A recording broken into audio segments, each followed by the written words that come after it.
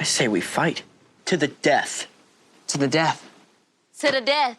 To the death! To the death! To the death! As people, we genuinely love a good rallying cry, a motivational statement delivered with authority and gravitas. During the penultimate season of Stranger Things press tour, star and protagonist Millie Bobby Brown gave us one. You need to start killing people off. This is ridiculous. And also the Duffer Brothers are two sensitive Sallys that don't want to kill anyone off. We need to be Game of Thrones. We need to have the mindset of Game of Thrones. We agreed and cheered. It's not just Bloodlust the 18-year-old actor championed, she knows what we all know, that some characters need to die. Her statement could have almost been perceived as brutish and cold, but there's an absolute truth in what she's saying. Stranger Things starts as a warm, nostalgic hug, a kind reminder of a fictional 1980s that only exists in our periphery. Bright neon, Dungeons & Dragons, and genuine friendship between endearing characters. But that obsession and love of its characters also stops the story from moving forward. Brown's statement about the Duffers being overly sensitive isn't exactly right. It's more how in love they are with the main cast. Season after season, they keep them safe and close to their chests, and that's a problem for a lot of stories. There's an overly present idea that the characters you love must make it to the end of the story. But when you're shuffling around a cast so large, the story gets lost. You do what this man tells you, you're all gonna die. I'm sorry, why is this 4-year-old speaking to me? There's a stark difference between story and plot. You could almost think of the story like a car. The plot is the engine chugging the characters as passengers down the highway. Many pieces of media are dead set on focusing solely on the car's passengers. The trouble with having so many passengers in the car is that they become the focal point. When you think about Guardians of the Galaxy, the thing most people talk about is its ensemble cast and leading man-making role for Chris Pratt. Most of that is due to James Gunn's story, which makes the growing ensemble strange when you look at his indie work with Trauma and cult classics Slither and Super, all of which involve major character deaths that keep their stories laser-focused. But in the MCU, death is something reserved for secondary characters like Yondu. You look like Mary Poppins. Is he cool? Hell yeah, he's cool. I'm Mary Poppins, y'all! While being given a bigger role in the second film amidst so many other characters, there was little time to give Yondu's sacrifice the weight it deserved. At least one thing Game of Thrones has gotten right are those personal consequences. Danger only feels real if we see the consequences of its threat, and those consequences only click if they are impactful to both the characters and the plot. When we finally reached the Red Wedding in Game of Thrones, it was a momentous scene that would change the world of Westeros forever. The Red Wedding was never a plot point to tick off. It was a moment of history in a world that we had begun to feel a part of. The Lannisters send their regards.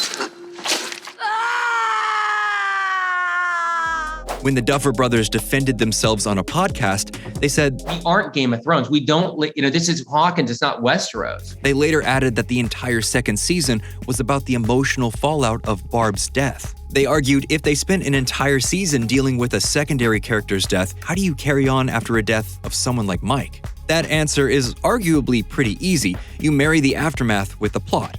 A lot of pop culture compartmentalizes emotional weight and story. There's this insistence on characters dealing with their feelings in one scene and then a spooky monster or action piece in the next. This is an idea a lot of filmmakers have kicked back against. Character deaths are important because they represent a tangible and relatable change. It's not just a way to shovel more sorrow onto survivors, it's a tool like any other. That tool can be used to change course when the story feels repetitive, or it can be a solution to a common problem with large casts. During the 7th season of The Walking Dead, the fan-favorite character of Glenn and Abraham were both killed off in the episode. The day will come when you won't be. These twin deaths function perfectly on multiple levels. They developed the newly introduced villain of the show, Negan, as an actual threat. Oh my goodness!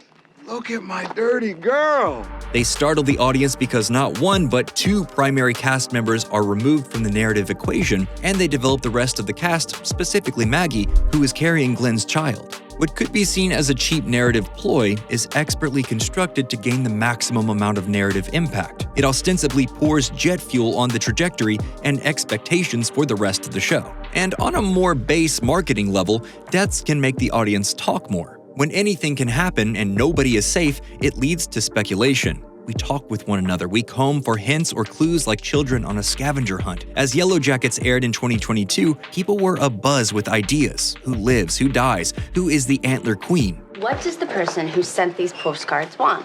To scare us? The fact was, we didn't know. And there was a comfort in that uncertainty because we developed a level of trust with the characters.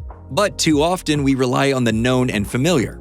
In the case of The Rise of Skywalker, Emperor Palpatine was brought back to serve as a familiar villain after the death of Snoke in The Last Jedi. While Snoke's death was as shocking as the defeat of Darth Maul, another character to be brought back, we never feel the weight of it. First Order was just the beginning.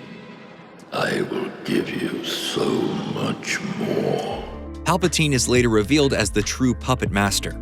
It didn't feel like a mystery solved as much as another resurrection to rest on its laurels. The choice created a detrimental fault line through the extended universe. CGI models popped up in its Disney Plus shows, every desperate plotline threaded back to one core family, a galaxy far, far away involving one family who, thanks to computers, the Force, can live forever. Look at the never-ending story. A young Atreyu goes through several levels of grief as he pleads with his horse, Artax, to make it out of the sinking mud.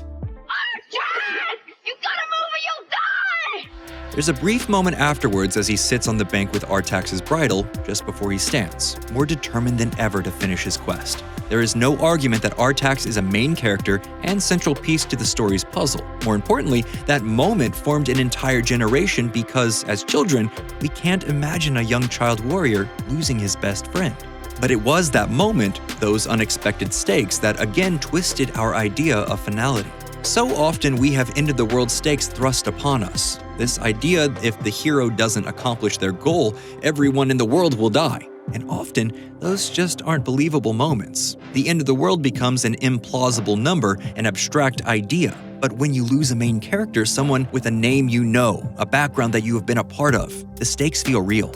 There is some danger in killing off your main characters. Who or why they die must be earned and not just a motivation for our hero. There is a term in comics called fridging a character, based on a scene from a 1994 issue of Green Lantern where the corpse of Alexandra DeWitt had been stuffed into a fridge. The trope involves the death of, almost always, a woman to motivate and drive a male character forward. It is the reduction of a character to a plot point. It's just a matter of putting the work in, not pulling the kill the girlfriend card out of a plot hat. When we love characters, it breaks our heart to see them fail or die. We theorize returns or ways they possibly could have survived.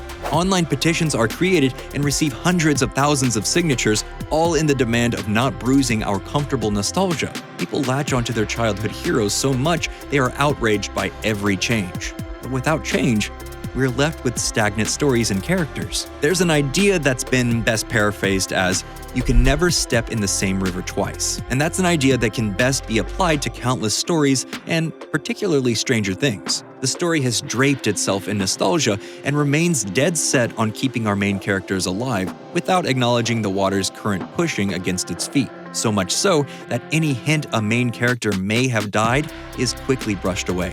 From the stinger at the end of Season 3 to Elle all of a sudden being able to bring people back to life, it is the Duffers saying with absolute authority that they will bend the river to their whims. There is a dichotomy in us as people, both bloodthirsty and precious about life. We were enamored by the literal bloodshed of ancient gladiatorial combat, but still insist on constantly resurrecting fan-favorite characters. Are you not entertained? Are you not entertained? The disunion of our wants has to meet at the story. And story is more than just its characters or plots. It's an ebb and flow filled with change and intent. Without those moments, we'll just be left a stagnant pond. So what do you think? What were most of the impactful movies or TV deaths in your life? Let us know down in the comments below. And hey, as always, thanks for watching Nerdstalgic.